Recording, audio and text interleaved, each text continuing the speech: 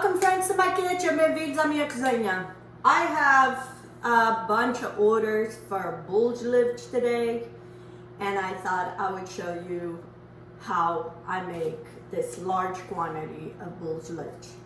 I already have a recipe of Bolo Levedo, but there's always newcomers, and I figured this would be a good time to show them how I make my Bolo Levedo.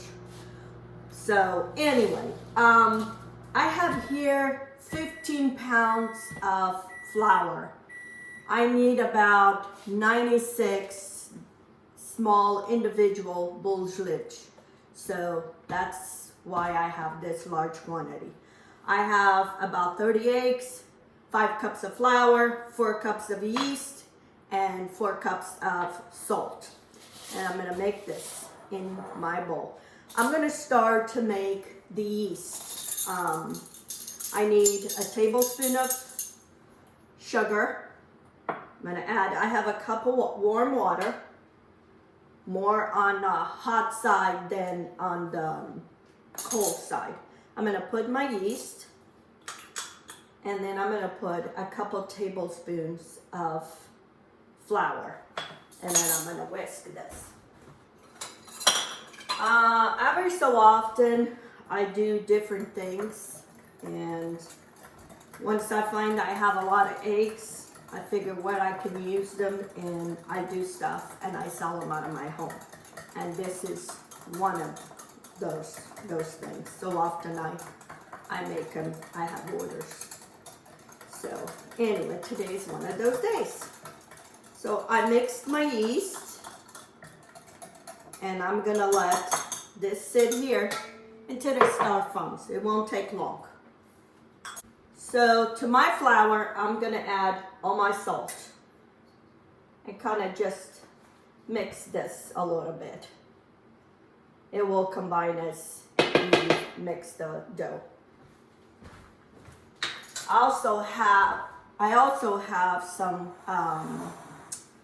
milk and some butter in the microwave, which it just finished. So I'm gonna start cracking my eggs. I need 25 eggs. So these are eggs from my chickens. They're good chickens. They lay about, on average, about between 8 to 9 eggs. So anyway, so once I have a lot of eggs, I try to figure out what I can do with my eggs. So that's 5, 6. I'm gonna crack all my eggs and then I'll come back. Okay friends, I have my eggs and I'm gonna beat them a little bit. And I'm gonna add my 5 cups of sugar. And I'm gonna beat this until it's kind of a cream consistency. I'm gonna add my yeast. As you can tell, it's very foamy. Okay, I'm gonna beat my yeast with my eggs. And you want room temperature eggs.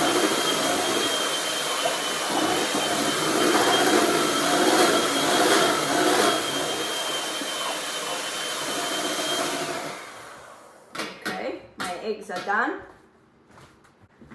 And I have here a cup and a half of butter and 5 cups of milk. And I'm gonna mix that with my eggs, with my sugar, mix everything. And then I'm just gonna pour all the flour in. I'm gonna put it in batches, so it will be easier for me to incorporate. And of course, your hands, your best tools. So my mom used to make Bolo Levedo, especially when we would run out of bread. I have said this here before, but there's people that come into my channel every day.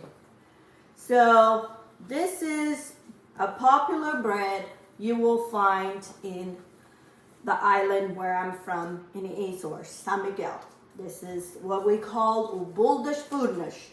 It's from this village that has hot springs coming out of the ground, and that's famous. They're the ones who started this tradition. Now you can find them all over the island, but before it was just in the island. But my mom would make this when we would run out of bread. So whenever we ran out of bread, especially if it was a couple days before she had to bake. She baked bread every Friday. So she would make this for us to have because we ate bread every day with every meal, with everything. So anyway, and that's why we love to make it this. This bread has a texture like an English muffin. It's a little sweet. It is perfect to have with a cup of coffee, some butter, some St. George cheese. That was our favorite way to eat it. It was with some St. George cheese. And in my house here today, the same way. So you might have to add a little bit of warm water, or you can add more milk. But I'm gonna add some water. The consistency of this dough is just like bread. So anyway, that's what we're looking for, is a bread consistency. I'm gonna mix this, incorporate all this and get to the consistency that I want, and then I'll show you. Okay friends, I'm done mixing. I split it between 2 bowls because it was too much in one bowl. So now I mix everything and it isn't at the consistency that I want it now. And I'm gonna let this rest for 10 minutes here on the counter. And then I'm gonna do some flips, and then I'm gonna check, does it have the consistency that I want? Even though it might seem like softer now, but then as the gluten soaks up that water, that milk, and start developing, it gets a little bit harder. So you want it a little bit softer at the beginning so you can have the right consistency at the end. Like I said, I think right now, because I still see a lot of liquid, that liquid's gonna soak up into the flour, and then the gluten start developing, then the yeast is start growing, and then we'll check after. So I'm gonna leave this here for 10 minutes and then I'll come back. Okay friends, it's been 10 minutes and now I'm gonna do my flips in my dough. And at this point, I'm gonna see if it needs a little bit more water or whatever it is, because I can see the gluten developing, and I know this because when I stretch it and pull it, it stays together. It doesn't break apart. I know the consistency that I need. So at this point, I can see this dough needs a little bit more liquid because like I said, as it rises, it kind of firms up. So I'm gonna put a little bit more water. I'm gonna put maybe about 1/4 cup, and it should be enough. So like I said, it doesn't need much, but I know the consistency this dough needs to be. And what I do is I put the water and I go to the bottom of the bowl and I use that water to clean the bottom of the bowl. And then I'm gonna do flips and punch. Flips and punch. And what you're doing is you're incorporating that liquid that you add to the dough into the dough itself. And it will dry up. Before you know it, you won't see no water. But I know this is just by learning and experience. You know what the dough needs to be. So I know, like I said, this dough is at this point is doing very good flips.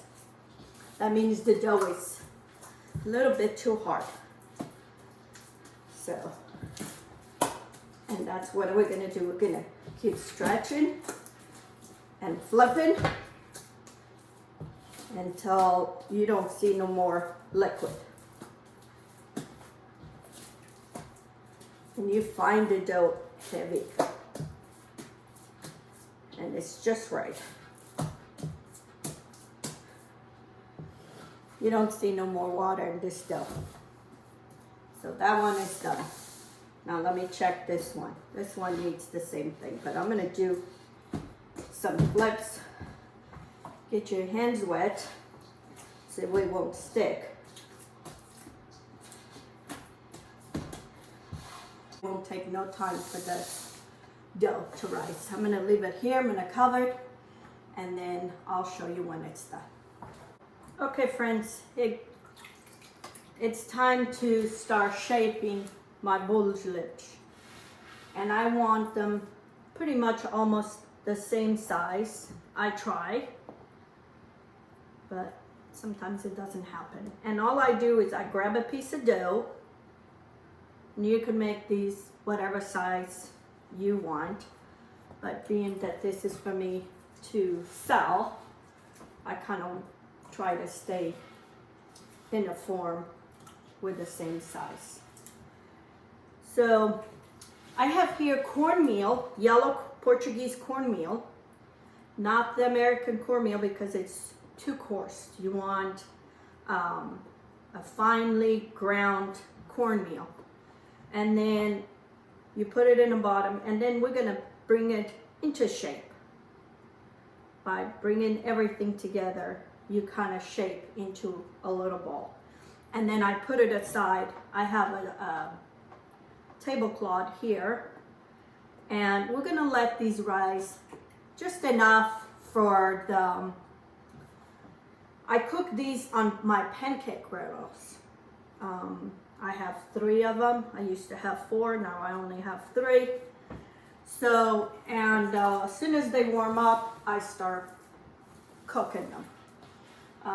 Some people do them in a frying pan. If you don't have one, you can do them in a frying pan. This is not something you bake it in the oven. You have to do this way. So we're gonna cook it on both sides, and then our Bolo Levedo are done. So I tried some gluten-free for my son because he's been craving Bolo Levedo, but he can't have this. So I tried a recipe for gluten-free. We'll see how it comes out. Depending on what he says, that's where it goes. Anyway, so that's what I'm gonna do. I need 96 of these little blinch. So that's why I have to stay uniform with all of them. The dough is perfectly a triple. I put it in the oven on my proof settings, and the other one is still in there. And so it tripled in an hour and a half because it's very hot in here today, and I've been cooking, so that does help. So I'm just gonna shape, and then I'm gonna keep warming up my pancake griddles, and then I'll show you how I bake them. So I leave the last ones that I shaped and start picking the first ones. And all I'm doing is place them on a griddle, and then don't want them close to each other. You want them enough space because they're gonna grow. And then and we bake them. And then what I do is I press a little bit down. Don't press too much. And then we let them cook in one side, and then we flip it to the other side. Okay. I have my temperature at 300. I don't want it too high. Okay, let's do this one.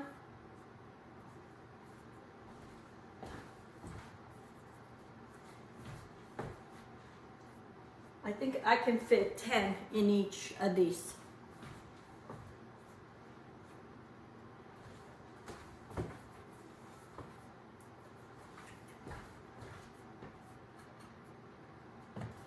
I press them down a little bit, kind of shape them up and flatten them, and then I let them cook. Then I have another one here. I'm gonna cook, this one cooks 8 at a time. And I'll cook them and then I'll show you when I'm done. Okay friends, so now I am flipping my Bolo Levedo. This is how you want them, like this. You flip them and you bake them in the other side. That's why you gotta watch them, because you don't want them too brown. You want them that golden color. Here it is, friends. I'm already taking my Bolo Levedo. And I shaped them all. Now I just need to bake them. And here it is. I'm on my last Bolo Levedo. I made 116 Bolo Levedo. They're small size, they're individual, and these are for my customers. And I'll show you what I have. Okay, friends, here it is, my Bolo Levedo. And then I have these right here. I'm gonna let them cool, and then I'm gonna bag them, and then they'll be ready for my customers to pick it up. I will leave a recipe under the description. It is for small quantities, not for this large quantity that I have.